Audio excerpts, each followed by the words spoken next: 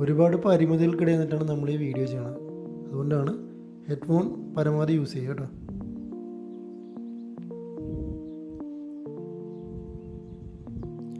നമുക്കൊരു computer format ആണെങ്കിൽ നമുക്കൊരു ബൂട്ടബിൾ പെൻഡ്രൈവിൻ്റെ അല്ലെങ്കിൽ ബൂട്ടബിൾ ഡിവൈസ് ആവശ്യം. അപ്പോൾ നമുക്കത് എങ്ങനെ ചെയ്യണം നോക്കാം.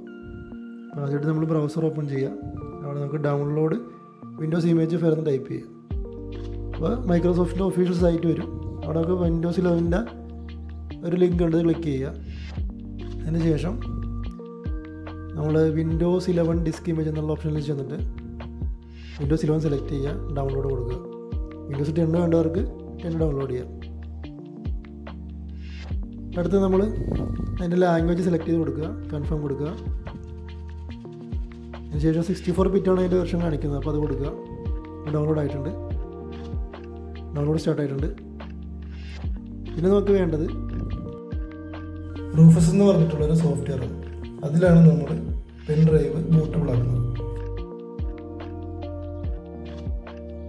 ഡൗൺലോഡ് റൂഫസ് അടിക്കുക, ഒരു ഒഫീഷ്യൽ സൈറ്റ് കാണിക്കും, അതിൽ കയറുക.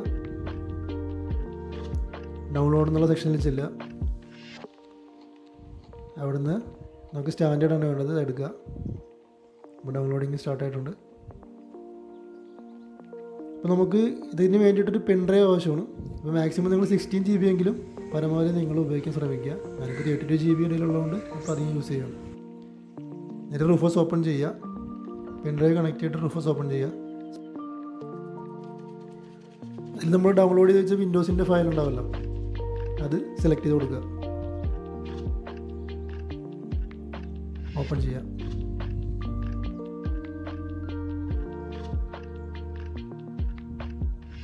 ഓക്കെ, ഇവിടെ ഇനി GPT MBR എന്നുള്ളൊരു ഓപ്ഷൻ കാണും.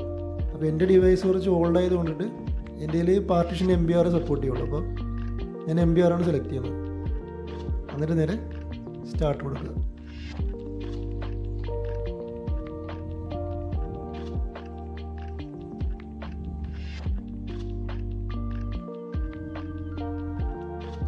സാധാരണ നമ്മൾ സ്റ്റാർട്ട് ചെയ്ത് കഴിഞ്ഞാൽ ഒരു 20 മിനിറ്റ് അല്ലെങ്കിൽ ഒരു അരമണിക്കൂർ വരെയൊക്കെ ടൈം പോകും. ചില ഡിവൈസ് ഇപ്പോൾ ഒരുപാട് പഴയ ഡിവൈസൊക്കെ ആണെന്നുണ്ടെങ്കിൽ ഒരു അരമണിക്കൂർ മേളിലൊക്കെ പോകാനുള്ള ചാൻസ് ഉണ്ട്. അപ്പോൾ അതൊന്ന് മനസ്സിൽ വെച്ചേക്കുക.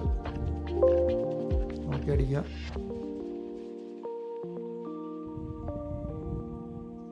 നിങ്ങൾക്കിനി PC ഫോർമാറ്റ് ചെയ്യുന്ന കമ്പ്യൂട്ടർ ഫോർമാറ്റ് ചെയ്യുന്ന വീഡിയോ ആവശ്യമാണെന്നുണ്ടെങ്കിൽ കമൻറ്റ് ചെയ്യാം. നമുക്കപ്പോൾ കമ്പ്യൂട്ടർ എങ്ങനെ ഫോർമാറ്റ് ചെയ്യാന്നുള്ളത് സ്റ്റെപ്പ് ബൈ സ്റ്റെപ്പ് നമുക്ക് ചെയ്യാം. പിന്നെ എന്തെങ്കിലും ഡൗട്ട് ഉണ്ടെങ്കിൽ നിങ്ങൾ കമൻറ്റ് ചെയ്യുക. ഇപ്പോൾ കംപ്ലീറ്റ് ആയിട്ടുണ്ട്. നമുക്കിനി പെൻ ഡ്രൈവ് ചെക്ക് ചെയ്യാം. പെൻ ഡ്രൈവ് എജക്റ്റ് ചെയ്യുക, റീകണക്ട് ചെയ്യുക. അപ്പോൾ ഇപ്പോൾ വിൻഡോസിൻ്റെ സിമ്പിൾ വന്നിട്ടില്ലേ, ഇപ്പോൾ നമ്മുടെ പെൻ ഡ്രൈവ് ബൂട്ടബിൾ ഡിവൈസായി, ബൂട്ടബിൾ പെൻ ഡ്രൈവ് ആയിട്ടുണ്ട്. അപ്പോൾ നമുക്കിനി ഏത് കമ്പ്യൂട്ടർ വേണമെങ്കിലും അല്ലെങ്കിൽ ഏത് ലാപ്പ് വേണമെങ്കിലും നമുക്കിത് കൊണ്ടിട്ട് ഫോർമാറ്റ് ചെയ്യാം.